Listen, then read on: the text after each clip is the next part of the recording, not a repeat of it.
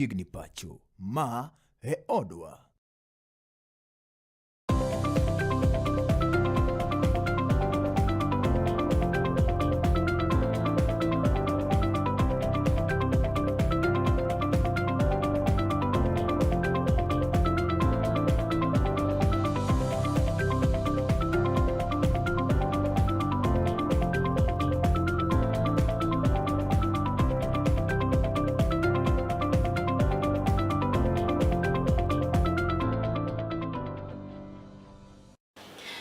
Enkanyo sadek janeno mar Kala TV mana kaka nasingo ni ka umulo sadek abiro doka kod weche manyien mag ng'end weche mokwongo ka uthond weche go. Oganda Jodin Salam mago mabende wuok e konde mopogore opogore pacho kayo odiechieng' mano ma kawuono ne odhialo nyasi mano mar Eid al-Adha ka bende ne gigolo kanyo kwayo mopogore opogore ne piny owacho kaachiel kod oganda jo Kenya mangima. Hakuna manufaa tapatikana kwa farakano. Manufaa napatikana kwa uwa pamoja. Jakom mar duond bura mar ODM moluor Gladys Wanga, jaod bura mano ma Kisumu Central Joshua Rono kinjo dito mago ma wuok e duond bura mar ODM ne jochopo e apisi mar duond bura no e bade ma Kisumu kama bende ne giromo kod johera mag duond bura no mar keto chenro makare motelo ne romo mar gi maduong' mano mar tarik 31 dweni. Chama kawuono ne ok wabiro ni wan gi bura. Kawuono ne wabiro tupea kate sikoni. Wabiro omo juogi. Wante wabiro omo juogi.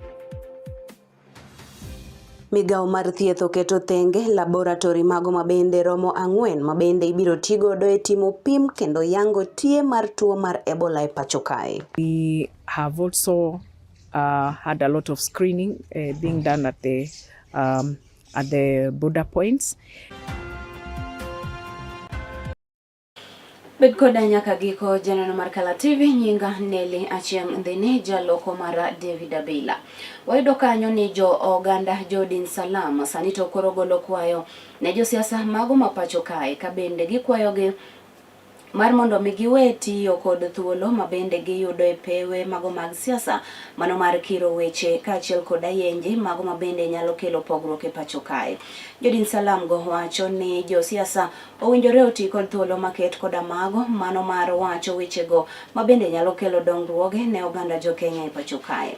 Wechegi ne owachi kod oganda Jodin Salam mago mabende wuok e kaunti ma Migori kama bende ne gitiyo kod thuolo maket koda mano mar kwayo piny owacho mar mondo mi gibigi kongi olalo mano ma Migori mabende ne okethore kinde go mago mabende koth ne mburore e pacho kae. Ikinde ma oganda jo Islam hingo odiochieng' margi mar Eid al-Adha e kaunti ni Kiba Migori ne gitiyo koda ka thuolo makamano mar kwayo jotelo mondo koro to nyal ng'iyo gigo mabende giwacho e kinde mabende gin koda karombe mago mag siasa. Jo Islam gi yango ni weche mabende osebede ka idero kone koda kocha e yore ayanya koda ka jotelo gi gin mago mabende koro kelo pogruok kendo ok owinjore giwache kata matin. Giyango ne jotelo gi koro to winjore wach wechego motene koda ka weche mag dongruok mago mabende koro to jopiny dwaro winjo kinde ka kinde. Pesa na midomo, yani maneno kwa midomo. Unakuta mtu anaongea mambo ya bedroom. Unajua kama wewe ni mwanasiasa unaleta kitu inaitwa legacy. Kitu gani unawacha kwa mtoto wako? Kama wewe unaongea maneno machafu, mtoto uta expect atasema nini? Tunaomba mtu akisimama, ukipata podium, ukipata nafasi ya kuongea, ongea vitu vitatu. Moja ni maendeleo. Wewe unataka kuleta nini kwa binadamu? Leo hata binadamu hawe yani maskini namna gani, kile unataka ni chakula. Kitu tunataka ni education. Wewe unajua bila education hakuna anything. Saa hii we are tunasimama hapa. Tunasimama kwa sababu tumeenda shule. Mtu hajaenda shule hawezi ongea. Utaongea na lugha gani? Kitu ya nne, ongea kuhusu mambo ya imani. Mtu akiwa na imani hataenda kwa polisi hatashikwa kwa sababu ako na imani, na mtu akiwa na imani anaheshimu ndugu yake na anajiheshimu. Bende ne gitiyo koda ka thuolo makama mar kwayo jotelo mago ma e kaunti ni Kiba Migori kaachiel kod mago mag piny owacho mondo koro to nyal neno ni bridge ma e kaunti ni Kiba Migori mano oywe koda ka oula mapek e kinde ma koth ne chwe e pacho kaeki mondo mi olos mapiyo kaka nyalore nimar thoth ohala koro to chung' mana kar tiendgi gino mabende giywak matamre gi nono. Sasa hivi Migori shida kubwa ambayo tuko nayo, biashara imekufa. Sababu gani? Bridge mnaona hapa. Hiyo bridge kwa kweli imeua biashara yote. I don't know, serikali inaongoja sasa haifanyie campaign ndio sasa itengenezwe bridge. Tunataka that bridge very fast. Tunawapea only 2 months. Bila that bridge kutengenezwa, wataona ile maandamano wajaiona. Kwa sababu ni Senate Roads Committee ilikutana na waziri Chirchir, ambapo waziri alisema kwamba kuna pesa imeshatengwa. Kinachosubiriwa kwa sasa hivi ni maji yaweze kupungua kwenye mto, alafu ujenzi uanze. Mimi nina imani kubwa kwamba hii ujenzi itaendelea na itafanyika na wananchi wataendelea kupata hiyo njia ya kwenda ngambo ile. Nia to tudo ge Nairobi. Kawuono ka bridge ni ochung kama. Wangayo maluwo sayote. Bende almost odhi chung nikech osetur morumo. Wadong ne wadhi luoro Narok. Ok wang'eyo kuma viongozi magwa kata jotendwa oketowa. Nikech wan kaka jo Migori onge konyruok mwayudo, onge ng'ama biro irwa manyiswa kata ni wang'ayorni onego watim kama. Kawuono Sayote bridge dang bed ni Nyasaye otimo marach no chot. To wadhi luoro from Hispania to waluoro Narok eka ibiro Migori. Nikech koro onge wang'ayo machielo, alternative onge.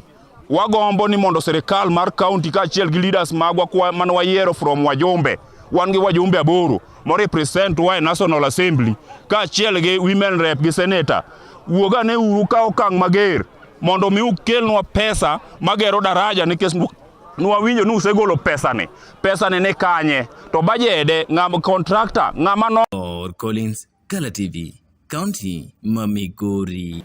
Weche mag mamoko wayudo kanyo ni oganda jo Kenya ojiw mar mondo mi gitem gibed kod hera ka achiel kod kwe e kindegi. Kwayo maket kod amane ogol kod jakoma mano mar oganda Jodin Salam mayudore kaunti ma Kisumu kae, mano migosi Sheikh Moses e kinde mabende ne otelo ne oganda e alama mano mar hingo odichieng' mano mar Eid ul-Adha e kaunti ma Kisumu. Kwa majina naitwa Sheikh Musa Ismail Haji, chairman wa Kisumu Muslim Association. Tuna furaha ya kuwa tumeweza kuswali swala Eid, na Eid hii ni Eid ambayo Mwenyezi Mungu Subhanahu wa Ta'ala ametupa sisi Waislamu ili tuweze kusherehekea pamoja na wale mahujaji ambao wameenda kufanya hija katika mji wa Maka. Mahujaji kawaida wao hawana swala ya Eid, bali wanashughulika na mambo ambayo yanahusiana na ibada ya hija, na watu wengine kama sisi ambayo hatujaenda Maka tunaswali swala Eid, na tukishamaliza kuswali swala Eid tunaenda kuchinja wanyama kwa sababu ya kumshukuru Mwenyezi Mungu Subhanahu wa Ta'ala.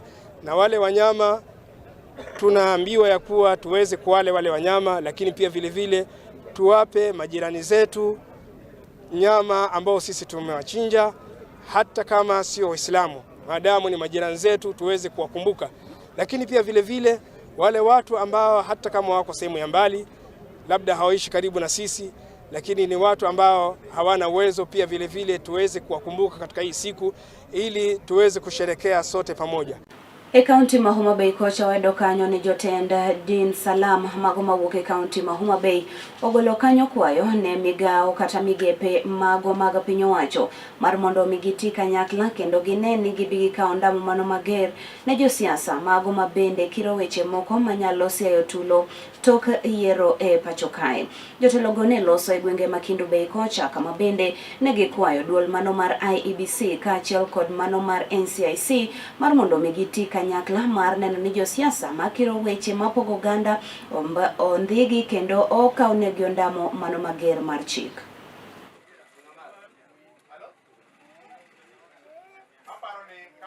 We are going into a political era. As had been said, let us control whatever comes from our mouths. Whatever we speak to the crowd, whatever we take, how we behave in this kind of a thing, let us try to reciprocate the best attitude, the best character that is expected of a good politician.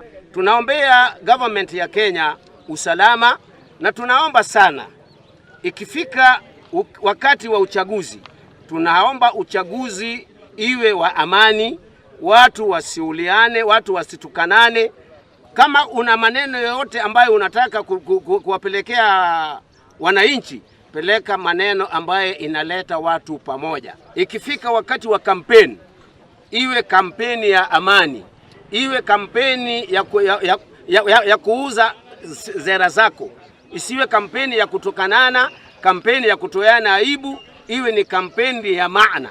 Na tunaomba watu wa IBC, mtu yoyote ambaye atakaye toa chuki kwa wananchi, tunaomba wawe disqualified. Hiyo ndio ombi letu. Tunataka kampeni ya amani. Amani ni kitu muhimu sana katika nchi. Tunaona katika social media sasa hivi vifo, mauti yamekuwa ni mengi, watu wanauawa kule na kule. Kwa hiyo mimi naambia watu wa Kendu Bay na walioko nje ya Kendu Bay, amani ni kitu muhimu sana, na kama wazazi tukweni macho na makini na watoto wetu, kwa sababu mambo tunayaona katika social media ni mambo ya kusikitisha na ya kuhuzunisha kweli kweli. Kwa hiyo ujumbe wangu huu kwa leo nilikuwa nataka kufikisha hii kwa Waislamu wote, amani ni kitu muhimu. Na pia sisi katika Uislamu wetu jambo la maandamano haliruhusiwi. Kwa hiyo hata mafuta ya kuwe juu, sisi tunasema huo ndio Uislamu. Maandamano hayawezi tatua shida. Kwa hiyo tuangalie tunaweza tatua shida namna gani, lakini sio kwa maandamano. Hata dini hairuhusu maandamano. Ewe chama moko waido kanyo ni Jacob mano mar duond bura mar ODM mano moluor Gladys Wanga kaachiel kod jaod bura mano ma Kisumu Central Joshua Ron ekin jodito moko ma bende siro duond bura mano mar ODM ma oke kaunti ma Kisumu kae kaachiel kod MCAs ne jomolo e apisi mano mar ODM e bade mano ma Kisumu, kama bende ne gibedo kod twak e yorego kaachiel kod keto chenro makare ne ikruok ne nyasi margi mano mabende gichano dhialo odiochieng'no mano mar tarik 31 mano mar dweni e kaunti ma Kisumu kae. Kane oloso kod jofwambo tok bedo kod romo, moluor Gladys Wanga ne okwayo jokanyono mago mag duond bura mano mar ODM mar mondo migibi giwuog oko kar rombgi kendo ginyisa achiel mano mar oganda kaachiel kod hera makare ne duond bura mar ODM.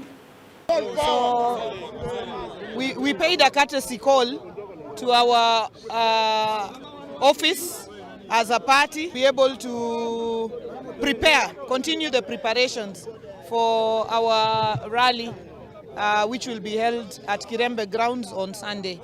The Kisumu Wabiro rally is an ODM, a major ODM rally that will be attended by all national leaders. We will be giving a comprehensive media briefing tomorrow, together with the regional organizing committee and leadership, together with the Kisumu leadership. Today we are here with Dr. Ron, we are here with Adui and several leaders, MCAs, but for today it was just a consultation with our Kisumu Central officials. We are encouraging all our people to turn up in large numbers because it's a defining moment for our party, it's a defining moment for our party leadership, it's a defining moment for Kenya. It's a day to reckon with. Piny wacho mano ma malo keto kanyo thenge laboratory mago mabende romo 4 duto te mago mabende giyango ni biro bedo ka itiyo godo e timo pima kendo yango tie mano mar tuo mar Ebola e pacho kae, ka bende ma en achiel kuom yorego mago mag thiro landruok mano mar tuo Ebola pacho kae. Piny wacho kanyo ni ma obiro kaluore ni nitiere cases mago mabende ne oseyangi e pinjego mabende ogoyo tong' kod piny Kenya, kama bende kane oloso e wach ni jagoro mongirore migao mano mar thieth Mary Mudhoni okoni kuonde maket kata kuonde mago mag pimogo sani to koro nitiere pacho kae kendo pogore kod kaka ne chal e kindego mago mane corona ne jomolo pacho kae, kendo pim kata sambro duto te ni choko kendo ni chwalo nyaka e piny South Africa kocha mar mondo mi oyangi tie mare. To arrest the fears because we still do not have any confirmed case in Kenya as at now. Yes, we have had samples that have been taken, but all that have been taken to our labs have turned negative. Again, we have also had a lot of screening being done at the at the border points.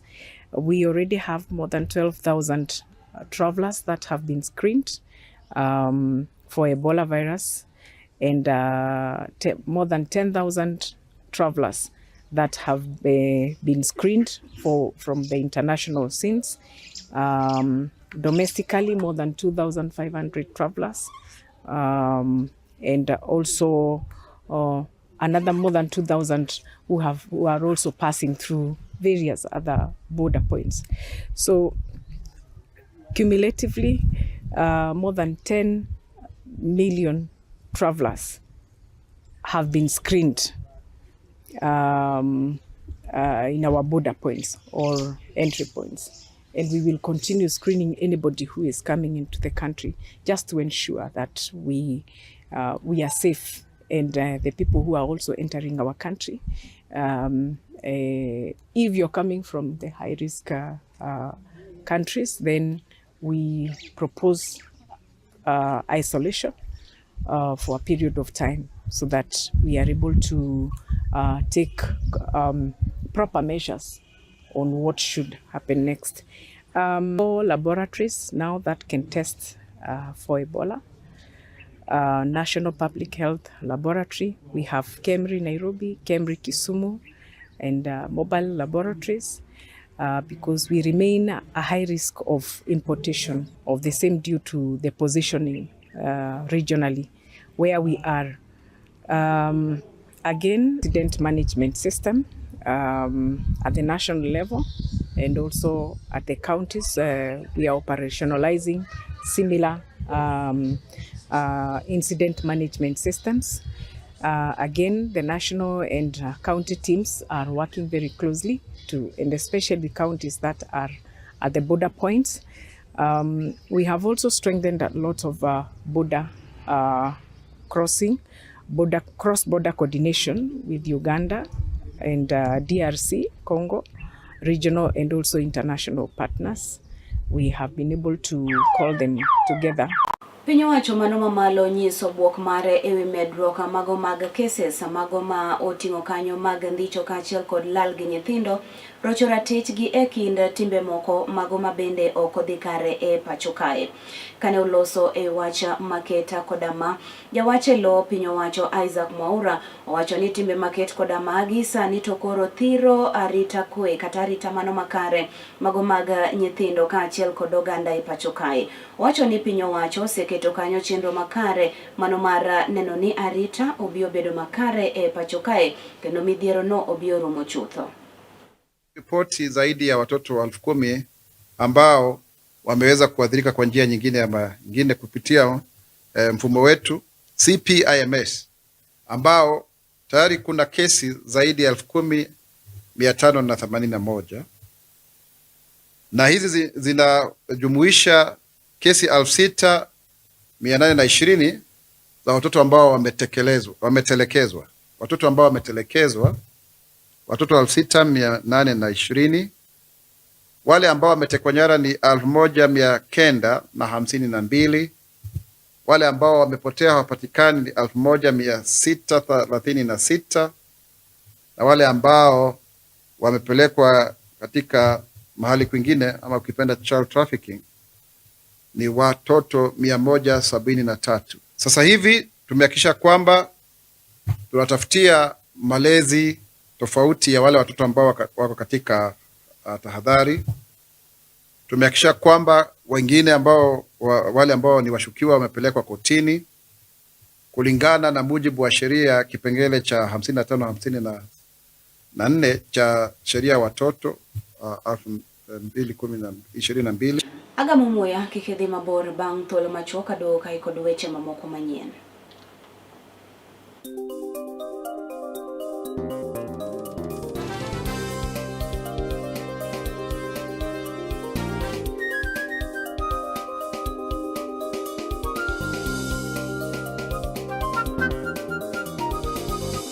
Ineno Color TV. Color TV machiegni pacho ma e odwa.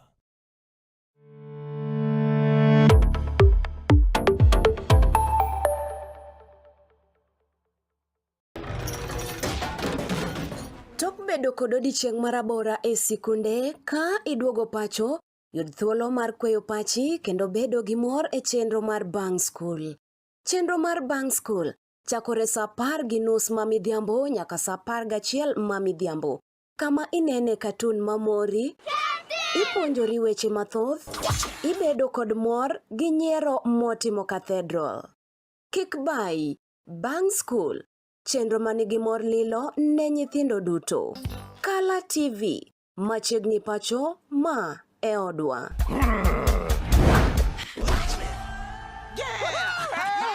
I've fallen and I can't get up.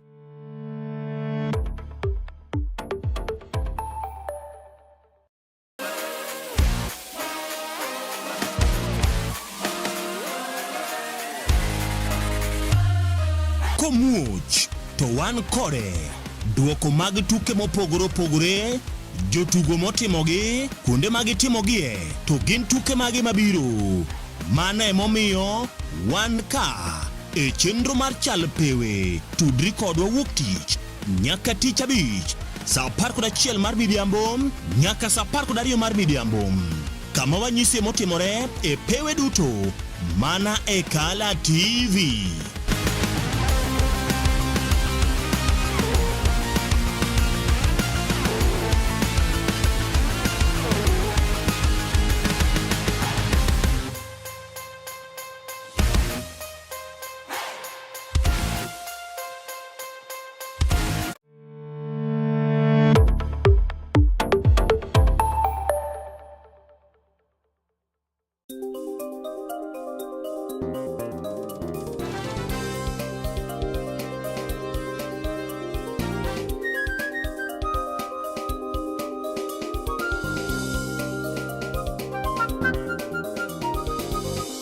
Ineno Kala TV. Kala TV machiegni pacho ma e odwa. Machiegni pacho ma e odwa wadhi nyime yudo weche manyien mago mag ng'end weche. Wayudo kanyo ni moko kuom jodong luoko telnegi kod Tom Odongo, mano mabende en ogai mano mar Luo ma Nairobi, okwayo oganda Luo mar mondo mi obedi achiel, mano mar neno ni dongruok obedo e kindgi. Bende jodongo go ne okwayo josiasa mar mondo mi gipogre kod siasa go mago mag ayany, ka giluwo ni siasa maket koda mago kelo pogruok e kind oganda Luo. An iluonga ni Tom Odongo. Tom Odongo e ogai ma Nairobi.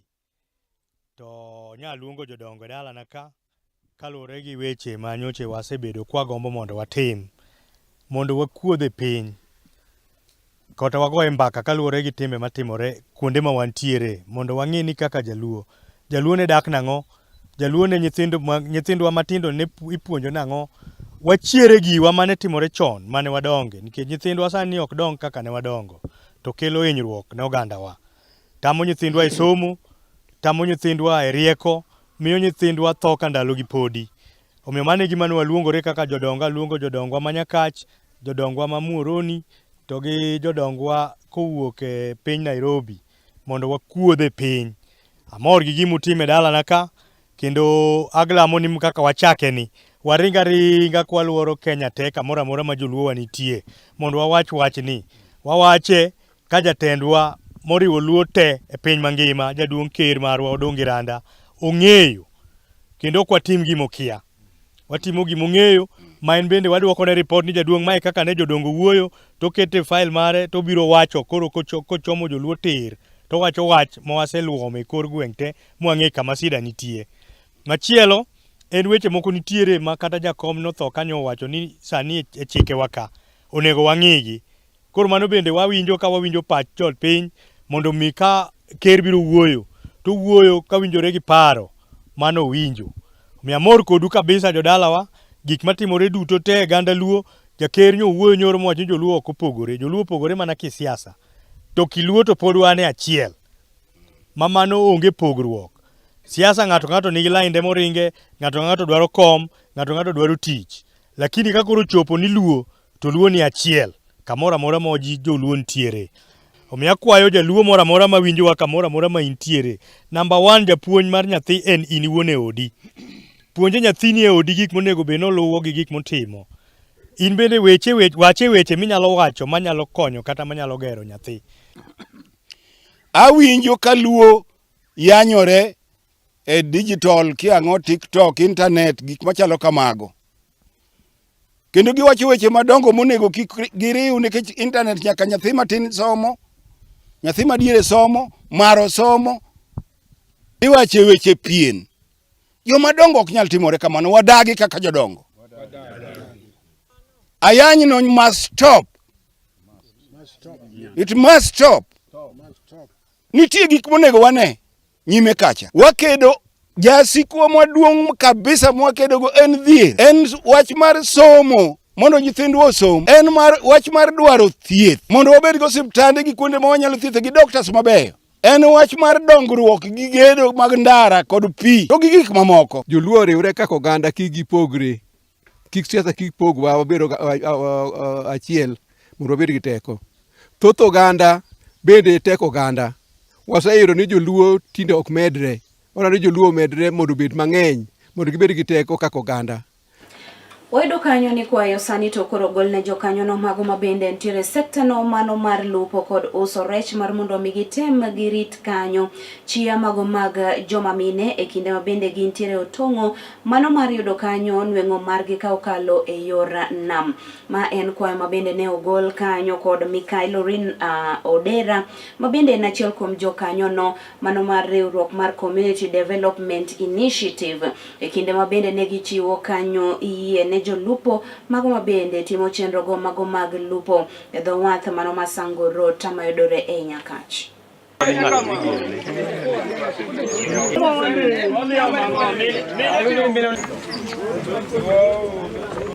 Because we wanted to support the women not to continue to stop a spread of HIV and AIDS.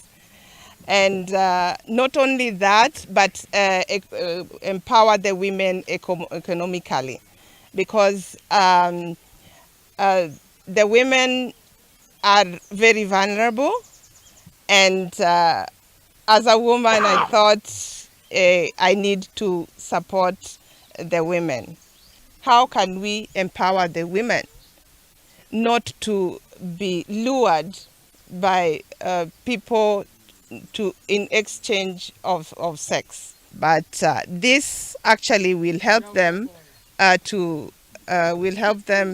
to be attracted to Joboya to get money from them. They will have their own income from the fish that will be received from the boat. Our belief is that if this proof of concept here works for this women group, one boat at a time, they would possibly, with good savings and good management, buy their next boat and buy their third boat and replicate. Each group generally has around 25 to 30 members. So talking about 4, we are talking about around 120 women. Koro sani wan gi mor nikech ka nyithindwa wayudo to nyithindo dhi school. Kendo kata ka ng'ato onge kata ot onyalo gero ode. Ngimane nyalo chakore gi kanyo kendo onyalo bedo maber. Mane morna kende berna maneno kawuono gi project mokelnwa mar geno community. Nekech sechegi kitwa dhi lokore. To the beneficiaries, make use of this boat, and I want also to appeal to the crews, the members of our community who will be using this boat inside the lake. Make sure you bring out the good program for the women, the good results for the women. Jodolo mago mabende wuok masawa mano mar piny Kenya sani to koro dwaro ni ondhi kendo kawnegi ondamo mano mager mar chika ne jotelo kata josiasa mago mabende osebedo kaseo jopinya kawacho ni weche kata ka giwacho ne gi weche mabende nyalo pogoge. Jodologo wacho ni kwe mano mapacho kae en gino mabende nyaka kete maino kendo ok owinjore oketi e tugo. Maongeo ambao haistahili, watu watakuwa na imani na hiyo matokeo ambayo itatokea. Nao ile kikundi ya NIC, tafadhali wale ambao wanachochea, wale wanaongea lugha mbaya, wachukuliwe hatua, kwa sababu wasipochukuliwa hatua, tunapoelekea katika wakati wa uchaguzi, kunaweza kuwa na mambo ambayo haistahili, kunaweza kuwa na ugumu na matokeo ambayo haitakuwa ni mazuri. Tunasikia vile Olkalau constituency iko, tuko kwa ile barabara ya kutafuta kiongozi, na tunataka sasa kuanza mambo ya kuombea amani, tukiuliza viongozi wote ambao wanatafuta viti wasitumie matamshi mbaya, wasitumie sijui nguvu mbaya kwa njia mbaya, ili waweze kuleta amani, kwa sababu hata wakikalia viti wangetaka kuongoza constituency ambayo iko na amani. Gikanyo bende madikela igiko marmi weche manyien mago mag ng'endo weche kata kamano kapok awei yena mondo mi ayangni mana moko kuom ote machuoka ma bende wadonjonwa kachiel kowuok e yor tudruok marwa mano mar Facebook. Owacho na kanyo Isaiah Atiang' nyakwar Migire mano ma bende wuok mar Kano Kimira Kanyang'oro School wacho ni oneno news e yono makare ka entiere Mumias Sugar Factory wamor kodi kendo chwal kanyo ote ka wuok kata ote mano mar mos kowuok e wang' jowi mar Kala. Erokamano kuom yiero Kala TV. Jack Jawarianda bende wacho kanyo ni osedonjo kendo neno ng'end weche achiel kachiel. Erokamano ahinya. Odhiambo Minda bende wacho ni Kala TV ler ndi anene maler ka antiere wiamen koni. Erokamano ahinya imoso kanyo jogo mabende wuok wiamen kon gini wamor kodgi kuom yiero kanyo wang' jowi mar Kala. Daudi Jamasira bende wacho kanyo ni omor kendo ohero wang' jowi mar Kala kendo rango kanyo weche manyiena mago mag ng'end weche. Mago gin mana moko kuom weche kata ote ma odonjonwa kaluwore kod kinde janeno mar Kala TV yena mar mondo mi amake gi kanyo kata kamano idhi nyime rango wang' jowi mar Kala. Erokamano kuom kawo thuolo mari kendo rango weche manyien mag ng'end weche. Ibedo kod otieno mano majaber. Nyinga Nelly Achieng' Ndine, oriti masani.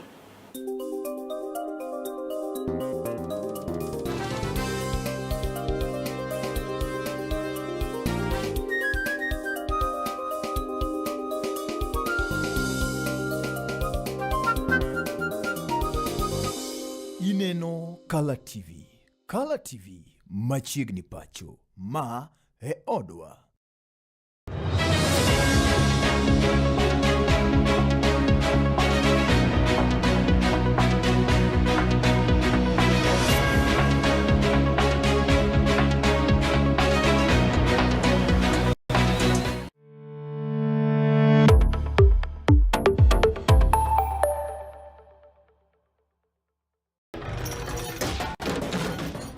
Bedo kod odiochieng' marabora e sikunde ka iduogo pacho, yud thuolo mar kweyo pachi kendo bedo gi mor e chenro mar Bang School. Chenro mar Bang School chakore sa 10:30 ma midhiambo nyaka sa 11 ma midhiambo. Kama inene katun mamori, ipuonjori weche mathoth, ibedo kod mor gi nyiero motimo Cathedral. Kik bai, Bang School, chenro manigi mor lilo ne nyithindo duto. Kala TV, machiegni pacho ma e odwa.